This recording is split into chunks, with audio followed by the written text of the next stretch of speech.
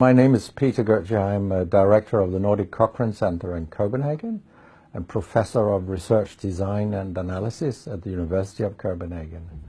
2 years ago, I found out that our prescription drugs are the third leading cause of death after heart disease and cancer. Our drugs kill around 200,000 people in America every year, and half of these people die while they do what their doctors told them. So they die because of the side effects. The other half die because of errors. And it's often the doctors that make the errors, because any drug may come with 20, 30 or 40 warnings, contraindications, precautions, and so on. No doctor in the world knows about all this. So they give patients drugs that they should not have given them, that interact dangerously with other drugs or food items or so on. And then the patients die. That's the other half. So the other thing I found out 2 years ago was that much of what the drug industry does fulfills the criteria for organized crime in US law. And they behave in many ways like the mafia does.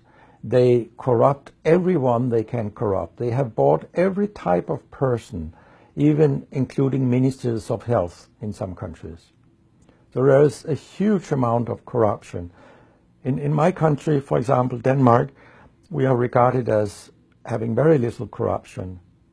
But yet we have thousands of doctors on industry payroll, although we are just 20,000 doctors.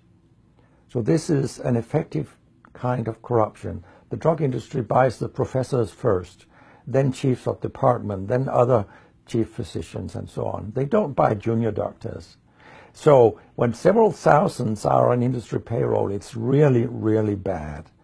And that's why I wrote my book, Deadly Medicines and Organized Crime, How Big Pharma Has Corrupted Healthcare. I hope to convince patients not to take so many drugs, because so many die from the drugs they take. In my country, people take so many drugs that every single citizen can be in treatment with 1.5 drugs from they are born till they die. This is incredible. And drugs are not that helpful. And they kill very many of us. We know that. That's why drugs are the third major killer after heart disease and cancer. So what we need in the coming years is to take far fewer drugs than what we do currently. If we did that and we were careful, then we could live longer and live better lives. Because drugs have many side effects, and patients often don't realize that when they become worse, that it could be a side effect of the drug, which they continue taking because that's what their doctors tell them.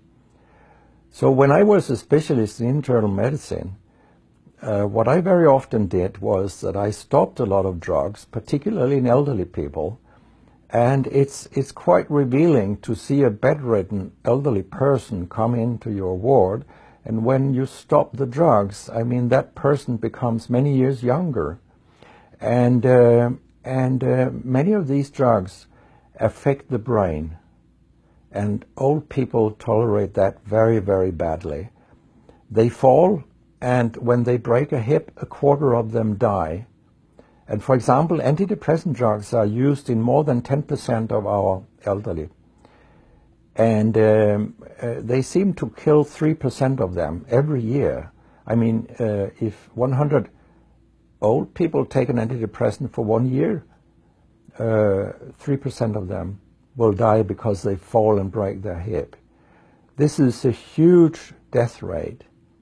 So a lot of other drugs than antidepressants also make people fall and kill them. And they may affect your cognition, your memory, and all these things. And then they interact in ways that we know almost nothing about. Very many elderly, they take more than 5 drugs a day, and we actually don't know how these drugs interact with each other. What we do know is that all drugs have many effects in the body, and some of them interact also in their metabolism. so that you can get a too high concentration of a drug if you take other drugs simultaneously. So we make a lot of harms that we don't even recognize. I have a pretty colorful collection of things people have called me during all these years. And sometimes journalists have asked me, why do you always look up controversy? And my reply is, I don't. Controversy looks me up. Because it's not popular to tell the truth in healthcare. You will get a lot of enemies. Because a lot of people make money on false premises. Doctors and industry alike. And our drug regulators and our politicians, they are on board on this wagon.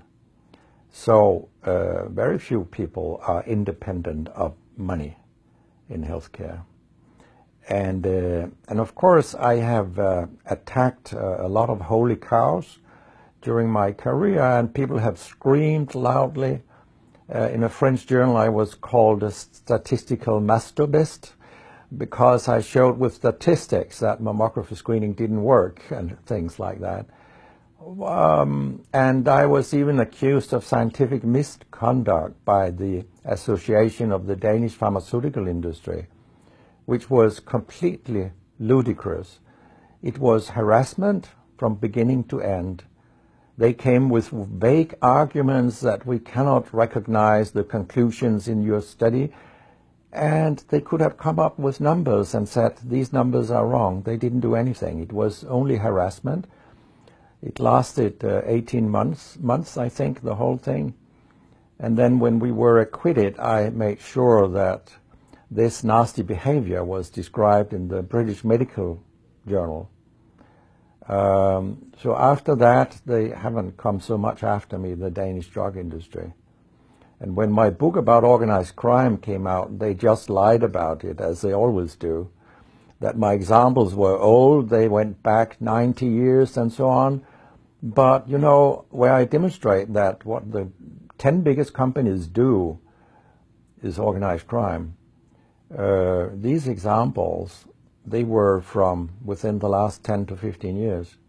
That's not old examples. And the crimes have increased because when crime pays, you will have more crime. That's how capitalism works.